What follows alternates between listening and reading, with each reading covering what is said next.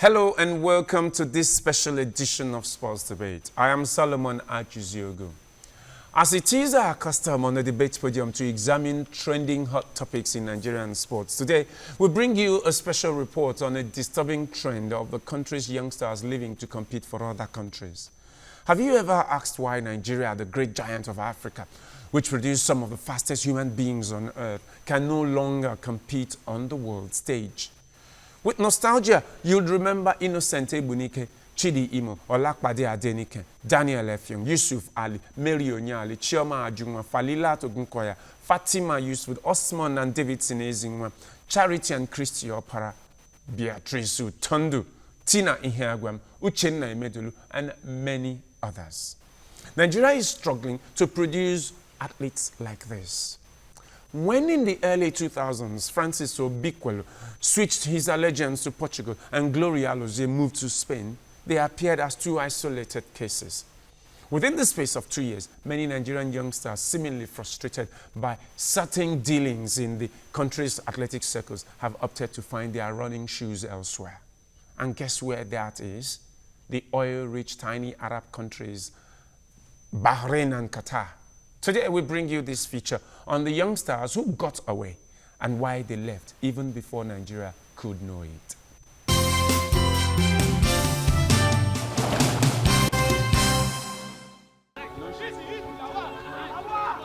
These are Nigerian youngsters getting the preparations to become great stars in track and field. Here, another group is on the training field with the hope of rising to the top and maybe one day wear the green and white colors of Nigeria on the highest level. Some others are on the court receiving all the tutorials to play the game.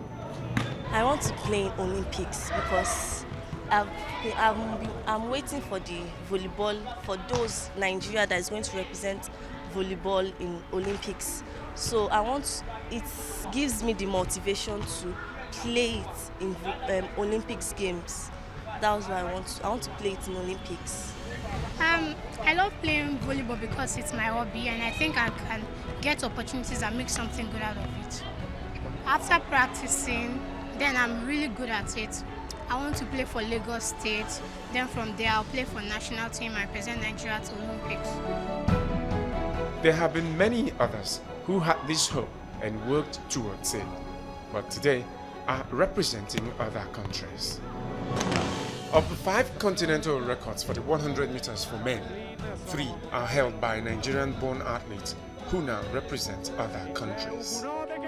British soldier Olusoji Fashuba still holds the African 100 meters record.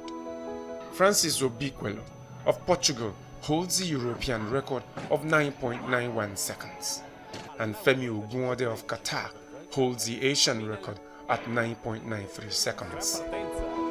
He broke an old record held by another former Nigerian athlete, Samuel Francis, who also ran for the oil-rich Arab country.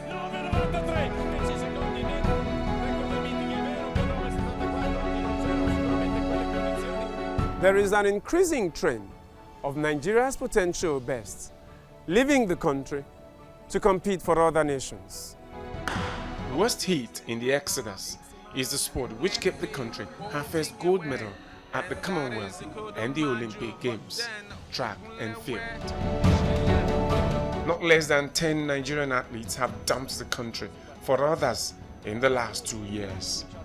This trend is highlighted by a collection now known as the Class of Bahrain. This class is led by 400-meter athlete and former student at the University of Lagos, Kemi Adekoya.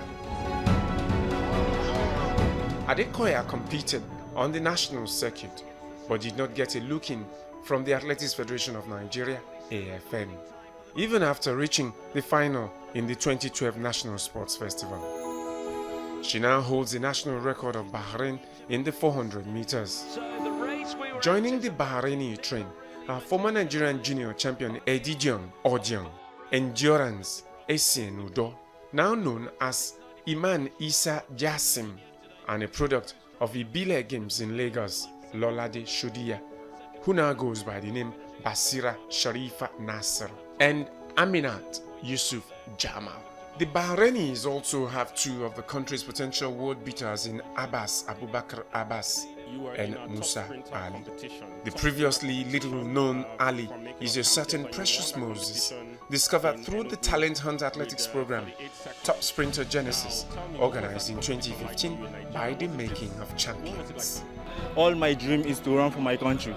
I never dreamt of running for another country, but the situation I found myself, me making the team all the time for like 3 times or more than that, I think so, have been dropped. Rather, they will pick someone from my back, which I know I beat very well, far more than they will think. But they will go on carrying the person along with them to represent the country. So I found myself in Bahrain through the help of God. Nigeria, to my own thinking, they have much talented athletes, but they specified on some set of people which they know very well. Even if the person did not make the team, they will go on carrying the person. They are not the first set of athletes to swap the green and white for other colors. The switch in athletics began with Olympic silver medalist Francis Obikwelu, an African 100 meters hurdles record holder, Glory Alozie. Obikwelu had pledged his allegiance to Portugal. An African 100 meters hurdles champion and record holder, Glory Alozie, changed nationality to Spain. Former Asian champion Francis joined in 2007 when he switched to Qatar. Africa's fastest man, Fashuba, joined the Royal British Navy. Why did these athletes teach their fatherland for a foreign country? Sports is one of the biggest business in the universe. And like any business,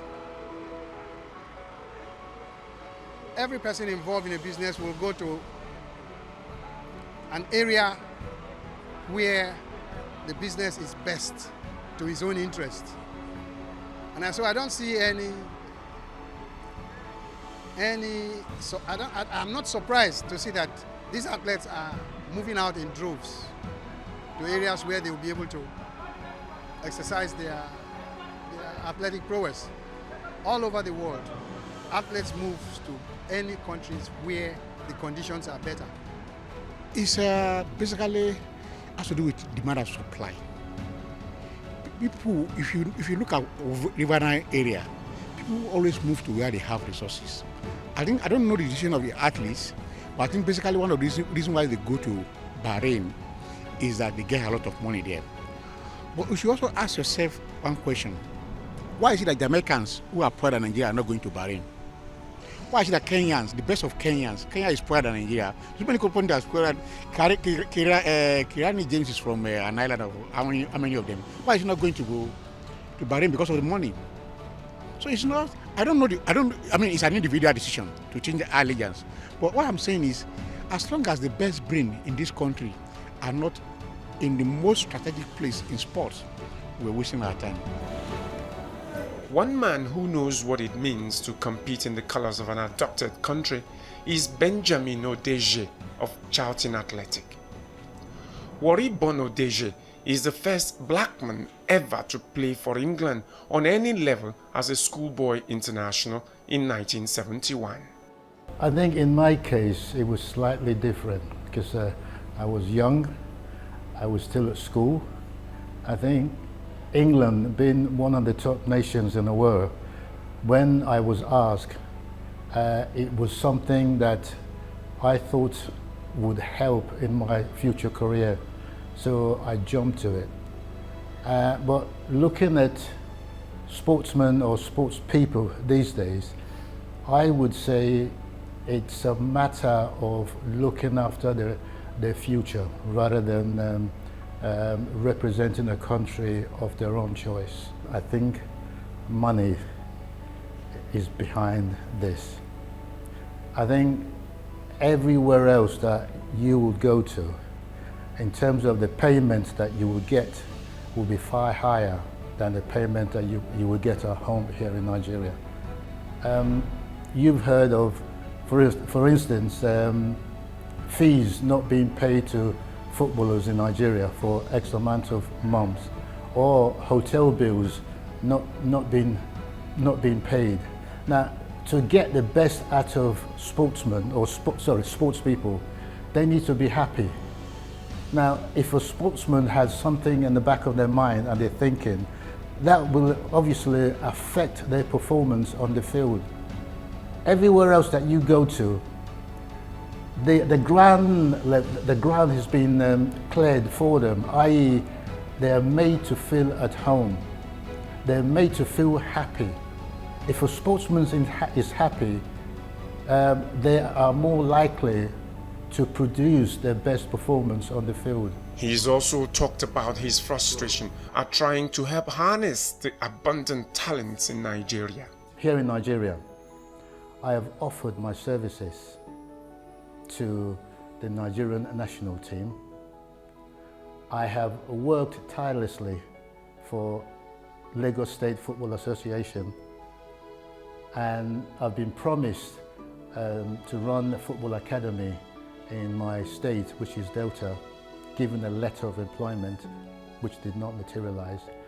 I have done what is humanly possible so far, and I'm not stopping it, to put back what football has given to me. Odeje is not the only individual going through this. Youngster Aminat Alabi has just returned to training after many weeks. She was downcast after being denied a place in the Nigerian team to the World Under-20 Athletics Championship in Poland. Most people that make the standard, they didn't even call their names. And we saw the name at the Facebook AFM World Junior Championship. Their name was there, but they didn't invite them for the camp. If not that my coach was part of this AFM stuff, so that's why my coach fight for me to be among the camp people at Abuja. So I get there, I use my money to go to Abuja, sleep on the way because they called me. I was in training when they called that I should report at the Abuja. So I used my money to get to Abuja. Then I slept on the way because of the way they are threatening me that I should be in Abuja the next day of the competition. So I was like, okay, I'll be there. So I slept on the way getting to Abuja. When I get there, no food, nothing. Just using my money to eat, to feed myself. So they gave me visa to go with them. So on our way, like 2 weeks, like 3 days to the competition, Nigeria was giving me my passport that I'm not among the team for going to Poland, that there's no money for ticket. My name are already there in the Poland. They sent me my running bib, my number. I saw everything on Facebook. I was like, those people have already sent my name to this country. So why are they dropping me, telling me no money for tickets? For what? Am I the one that will pay my money for ticket just because I want to represent Nigeria? I was discouraged because it's not easy for you for Nigeria to drop you. You now be happy that let me just start training. For what? It can't be possible like that, because I always think about the money I spend from home coming to training, and all the money I have in my account, I just withdraw everything because of I want to go to Abuja. I don't have any money with me. The funny thing is just that even though they don't want to take me along, they have given me the money that will take me back to Lagos. They are just giving me 5,000 naira that I should go back to Lagos, which they don't even care. Maybe I've eaten or I've not eaten. Maybe I've gone to Lagos. They don't care. Her story is similar to that of Cecilia Francis. Since reaching the final of the 100 meters at the 2012 Sports Festival, Francis has made steady progress. Just last year, she was in the Nigerian contingent to the World Championships. But the Athletics Federation of Nigeria, the AFN, left her out of the 2016 Olympic relay team. They dropped me in the team without anybody telling me anything that happened about it. But when I got to know the news, I got to realize that I was cheated. I was dropped and was replaced by American base. That's what I would say. So I would say they choose American base over home base athletes. And that's not good enough. Even if they would do that, they should at least not raise my hope to the extent that I've prepared in all things that I'm going for the Olympics. Why would they bring my name out with the list? Why would they list it out? Why would they let me have the visa, have every other things, the other kids? Why would they let me have it all? And at the 9 minutes, they just dropped me and replaced me. I didn't feel good about it, Cha. I didn't feel good about it. But don't you think that they could give the excuse that, okay, with 11.5, it does not meet the qualifying time? Well, if they say so, they have a chance. But in the other way, I won't accept that as an excuse because I believe some of the home base they brought with better time, at the time they're supposed to pick, I beat them down. And it's not even all of them that are in the relay team that got the standard. And as I know, we've already got the standard in the relay, we've qualified. So it doesn't matter about the time they pick. It's about the position now. The Athletics Federation has denied these allegations. You see, Cecilia Francis was not at any time dropped, but she didn't even make the team. You see, people should understand the sports and how it works. You have only 6 athletes for the relay, and she placed 7. So how was she dropped? I understand Zainab Sani's allegiance has not been fully switched, so... You see, the thing is, Sani is a Nigerian athlete. She doesn't even have an American passport. She has never run for America before in her life. He was born in Nigeria, she grew up in Nigeria. She's from Kwara State. And somehow somebody, I don't know whether it is people that are trying to push another athlete, they say she's an American. She's not. She doesn't even have an American passport. She's a Nigerian, she's from Kwara State. So we're at the point, you see, you don't profit from injustice. You address injustice. So we are trying to address that injustice they are about to do to Zainab, and some people are trying to profit from it. Instead of us to work collectively as a body. Who was supposed to profit from it? Olivier or Cecilia? You see, the thing is, none of them can profit from it because they didn't hand it. And this girl, it's just like you are a victim of injustice now.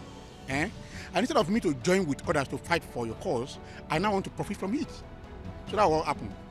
One of the athletes who left the country, Olufumi Badewa, did return from exile in Qatar.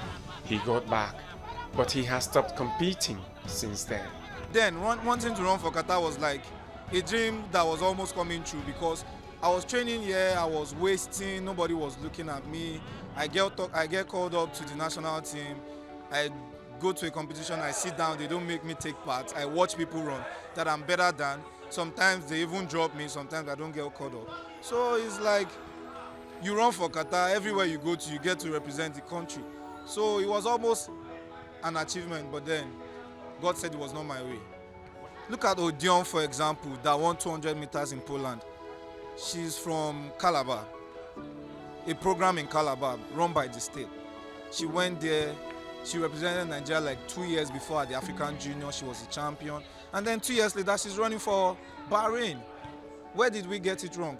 We neglect athletes. We don't think about what they want, what they need. We just want them to train. When it's time, you call them to come and represent them. It's not done that way. Look at me, for example. Nobody looked at me. It was only my coach at a point. And then when it was time to go, he said, do you want to go? And I said, I wanted to go. He said, okay, if you want to go, go.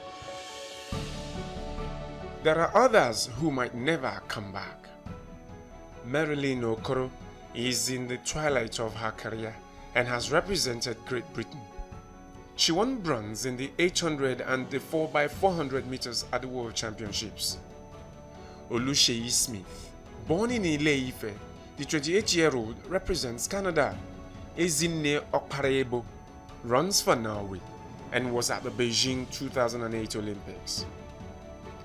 Born in the United States and represented America on the junior levels, Tiffany Ofili Porter now also competes for Great Britain in the 100 meters hurdles. Cindy Ofili is sister to Tiffany. She is a 21-year-old who was also born in the United States and, like her sister, competes for Britain. Perhaps the most famous of them all, 31-year-old Christine Ohurogu competes for Britain. She is the former 400 meters Olympic, World and Commonwealth champion. Paris-born Ayodele Ikwesa has opted to compete for Nigeria after spending the best of her years representing France. But at 31, many doubt if she has much left for Nigeria. The AFN is unaware of the switch by some of these athletes. The ignorance is underlined by the protest by the president of the Athletics Federation, Solomon Ogba, who lodged a complaint with the International Association of Athletics Federations, IAAF, when Kemi Adekoya defeated the entire A-Elite 400 meters hurdles field in her debut on the 2014 Diamond League circuit in Doha for her adopted country and set a Bahraini national record. She was never registered to compete for Nigeria, despite reaching the final of the national championship in 2011.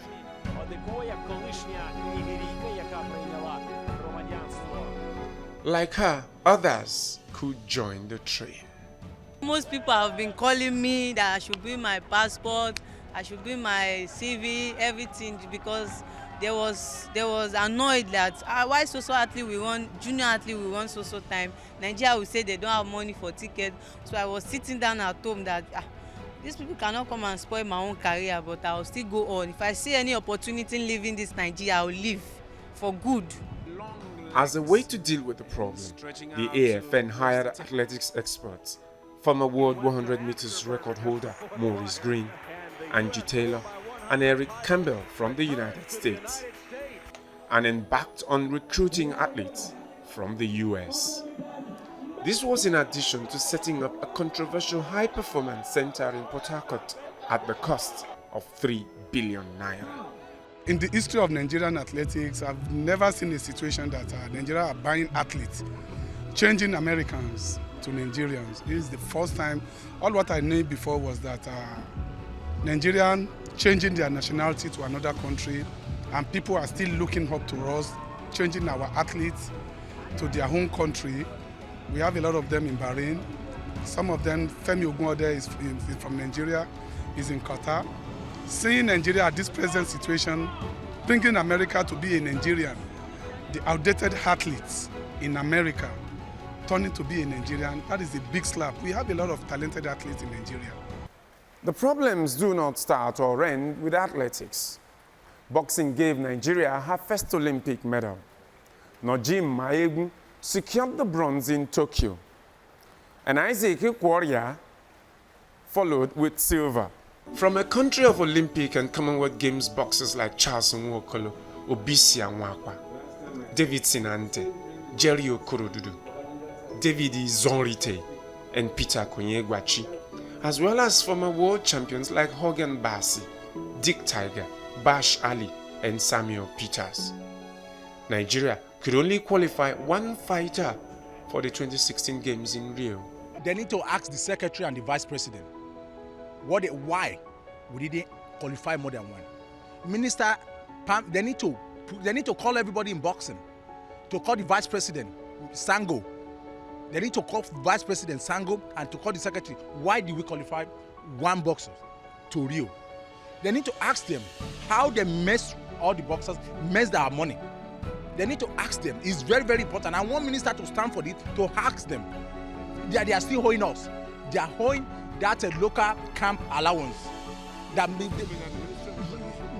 federation have to pay the money because ministry pay them all the money. They even cause problem when we get to Cameroon. Ministry said pay them, they should pay us. They even should pay us. They pay us 12 days.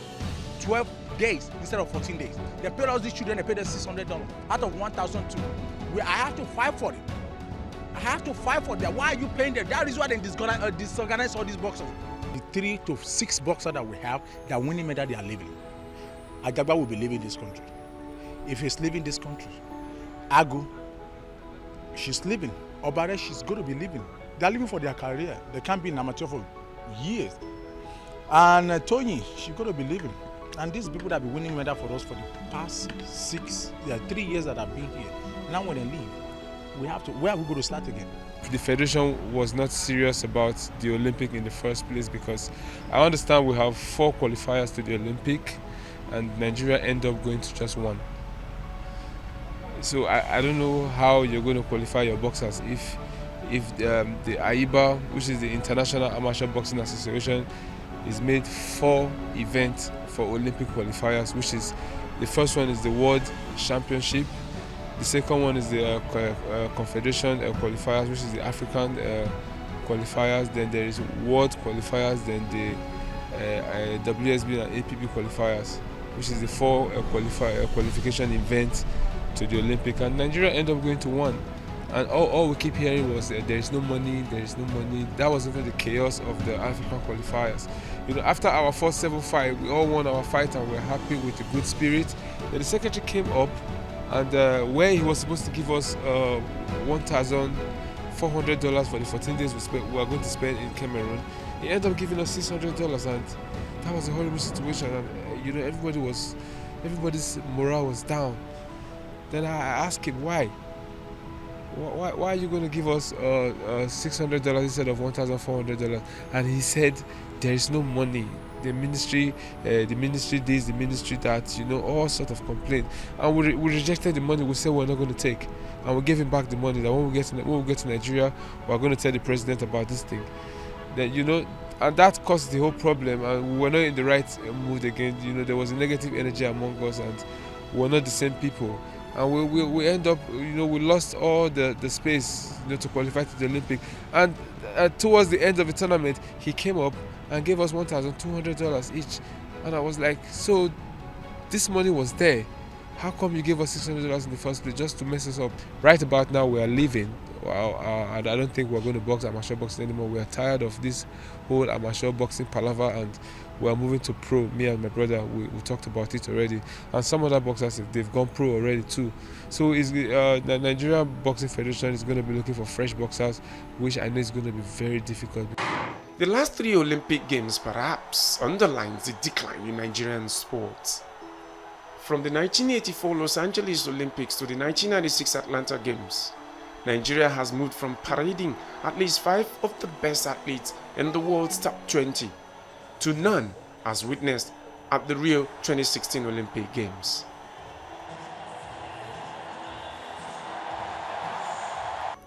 In the space of 2 years, the country has been unable to qualify for 2 editions of the flagship soccer event on the continent, the Africa Cup of Nations, a tournament she won in 2013 with an indigenous coach, Stephen Keshi, after 19 years of waiting. Nigeria is the back-to-back champions of the FIFA Under-17 World Cup and holds a record of the most wins in the competition. But the Golden Eaglets have failed to qualify for the next edition in 2017 after losing to Niger Republic. That's another dream ended for those young stars. Many of these talents, frustrated by the system, are leaving the country. How many more will leave before Nigeria does something about it?